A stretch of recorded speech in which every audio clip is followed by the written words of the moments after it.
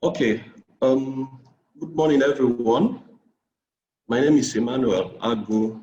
I work for the Lakasera company. Prior to working for Lakasera, I've had an experience working with Diageo, Guinness, Nigeria, and then Heineken, Nigerian breweries. I'm here to make presentation on how to conduct marketing in a VUCA environment. I've heard what Chris said and what John said, and I want to also let us know that the VUCA environment is not strictly restricted to the outbreak of the coronavirus or the pandemic. For all of us who are here in Nigeria, you will bear witness with me that we have been in a VUCA situation even long before the breakout of the pandemic. There are so many things happening in this country that has VUCAized us, if there is any word like that. And when you talk about the activities of the insurgents, Boko Haram, herdsmen and farmers clashes, banditry, unprovoked ethnic conflict, leading to unnecessary bloodletting. And then these have also led to suspension of execution of marketing plan on greater part of the country. This northeast and northwest of Nigeria is barely accessible because of this conflict, and that affects marketeers in Nigeria. Where you can create a campaign, is it not in an atmosphere of peace that people will be able to notice or partake in your marketing campaigns? And then we talked about the foreign exchange, spike in the foreign exchange that have made, that have led to depreciation of Naira and makes raw material import and goods very difficult. And all these things has a role that it plays in decreasing the company's bottom line. We haven't also talked about policy somersault by the government of the day. Here in Lagos, we witnessed the policy issues that led to the banning of GoCada, Max.ng, OPay, and their likes. And these guys have business plans, they have marketing plans, they have marketeers in their midst, but overnight, government came up with a policy that sold them out of the market. So issues about policy somersault by government, issues about multiplicities of taxes, license charges, import and trade restrictions, trade and labor union pressures, energy and power issues have caused companies' operational costs to go high and make marketing budget very prone to be the first thing that most organizations do to cut budget. And then we see that with these whole issues in this country, even before the advent of coronavirus, Nigeria has been operating in a very serious VUCA environment. VUCA in the sense that most of these things are even created by Nigerians. And then it makes it difficult for any marketeer to predict with exactitude of what kind of frequent changes you witness in the consumer decision journey when the environment is very unstable. So without taking much of our time, what I really wanted to share with us is, despite all these issues that have been listed, both by John and both by Chris, I just see hope in doing business. I just see hope for marketeers to conduct their activities in a VUCA environment such as ours. And I tried to outline some few points that I think should be the beacon of light in guiding marketeers in operating in a VUCA environment. Next slide, please.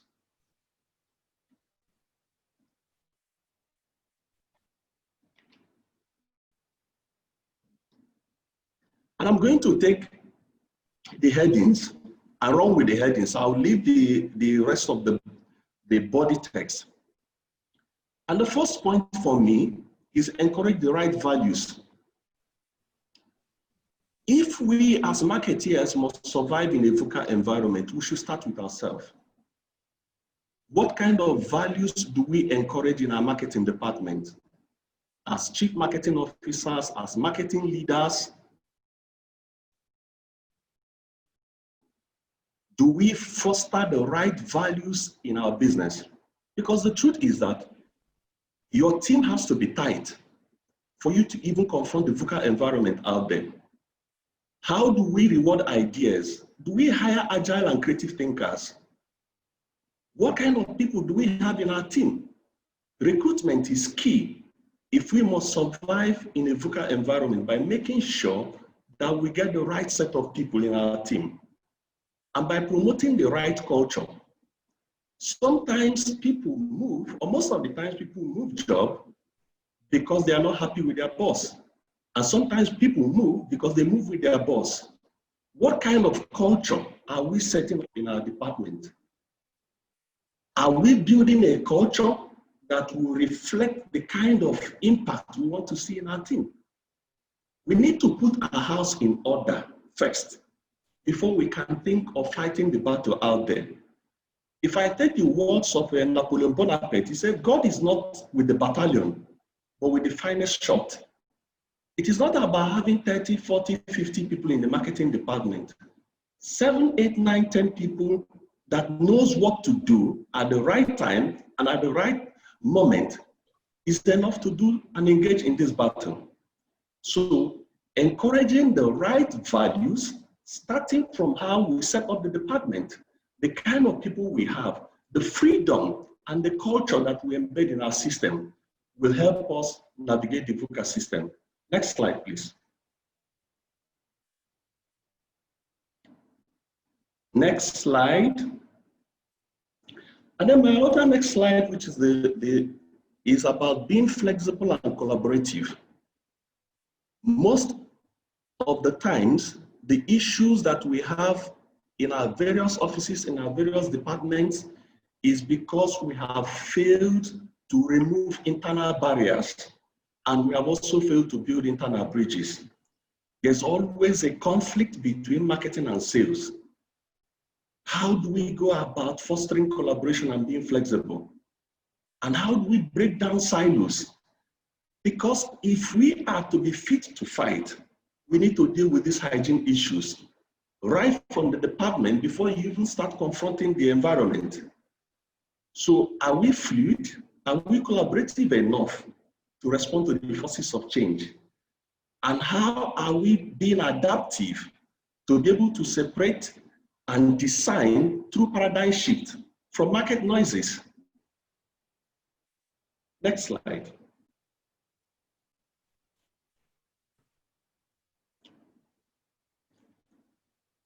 Then the third slide for me here is, if we must survive and do our marketing work very well in the VUCA environment, we need to expand our business models. I'm happy Chris said something about 7-Up bottling. I also took note of it. This is a beverage company in the onset of this pandemic, kind of visualize what the impact would be in the economy and move straight into the production of two-shot sanitizer, hand sanitizer, and surface sanitizers. But what is critical here is, if you run with only one business model, you are likely going to be a victim during a VUCA situation, especially if that business model is grossly affected. And then navigating this environment calls for a multiple business model. And we have seen people and organizations do that, like DSTV evolved, Uber has evolved. If we look at the Dangote and the Go-Kada playbooks, you will also see the evolving of many organizations trying to create multiple business models that will ensure that no matter what the environment will portend, they are sure likely going to have a way of escape and a way of building insurance for themselves. And Brazil research also shows that businesses that on the average are 4 times bigger, that have multiple areas of business, are 4 times bigger and are growing 10 times faster than others. So as marketers working in an organization, what are those low-hanging opportunities that we can see through which we can expand our business models so that we make ourselves less open to the issues of VUCA environment. Next slide.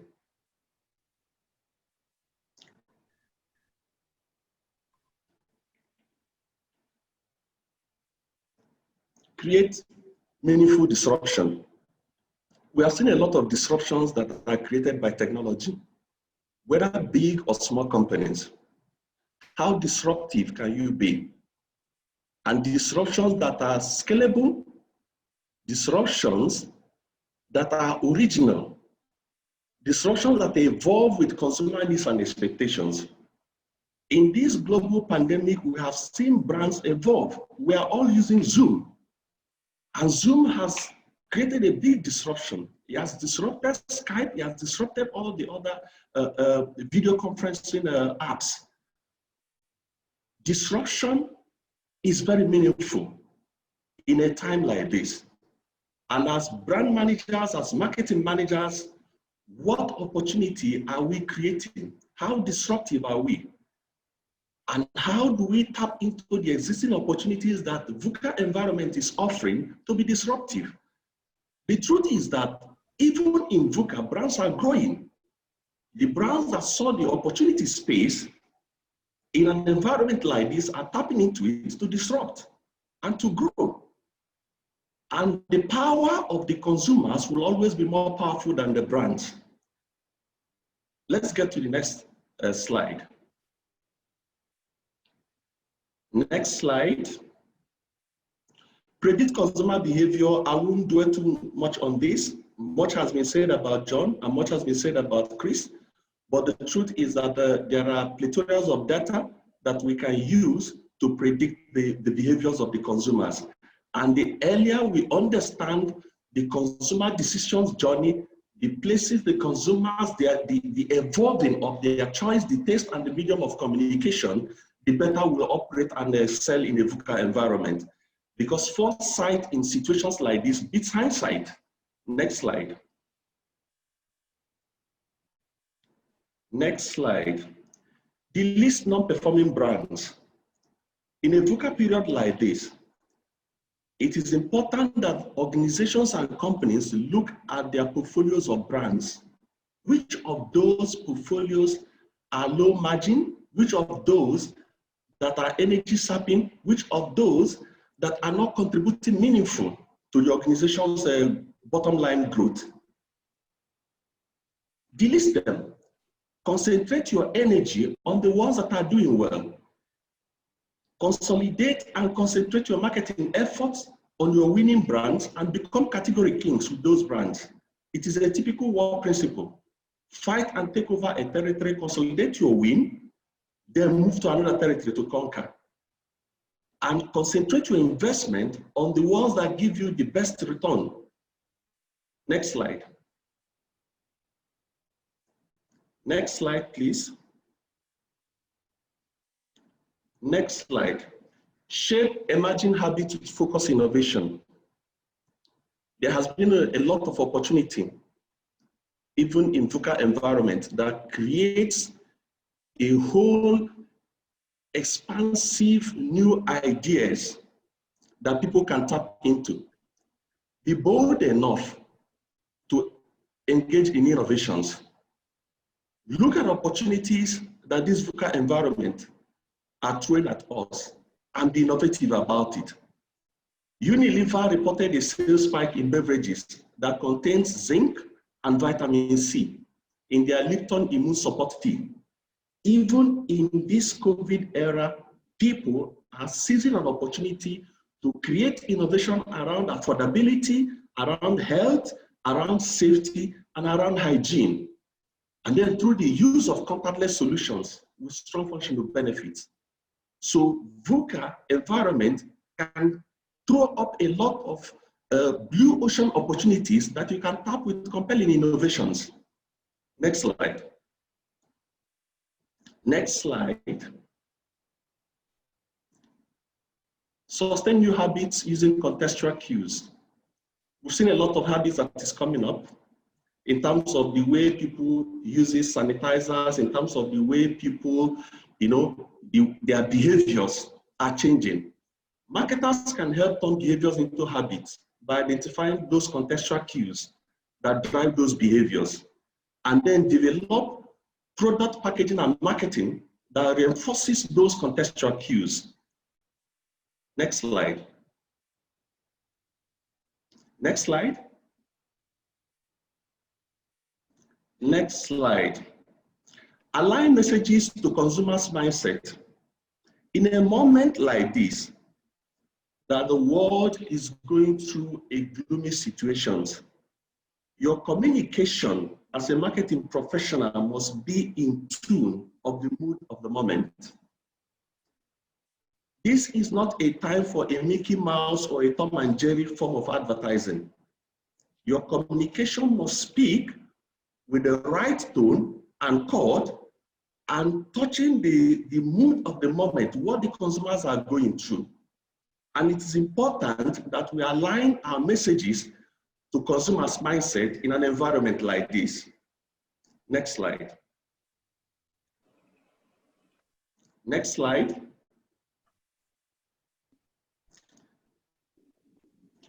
Analyze consumer beliefs and behaviors using granular data.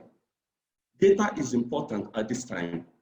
And I just want to also let us know that time series data that we have over the years may have changed. Relying on 4 or 5 years of data may not be the relevant thing in the scheme of things now. And it's important that as the evolution of habits, consumer behaviors, and occasions are happening in the marketing space, we follow it up with consistent tracking of our data. Gone are the days when you rely on quarterly brand tracking, quarterly brand health, quarterly retail audit. It has to be done on week or bi-monthly so that you'll be able to follow the consumers where they are going. It is important we understand the changes that are happening in the marketplace, and by driving the right insight and getting those insights from data. Data and analytics must be at the heart of decision making, and creative solutions inspired by human truth must be developed from it.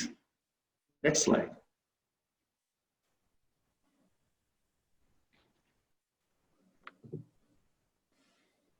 Chris said something here when he said, whether we like it or not, budget must be cut and budget is not given. But what I'm saying here is, with the issues on ground and that leads to budget cut, we need to spend smarter. And in spending smarter, there is always an opportunity that you can have to spend your budget rightly. Look at what is happening now in Nigeria with whole inventories, fallow inventories that are bound.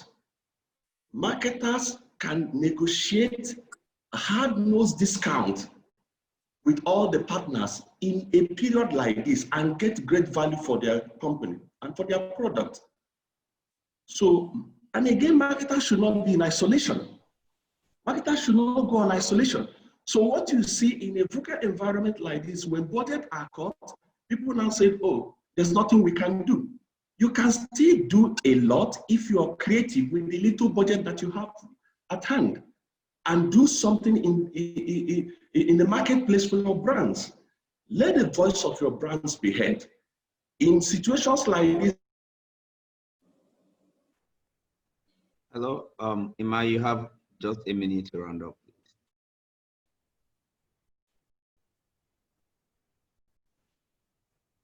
People pull back, put their budget back, and wait for situations to come back to normal, and forget that consumers are not that the consumers can take them in difficult time. They will know the brands that aligns with them,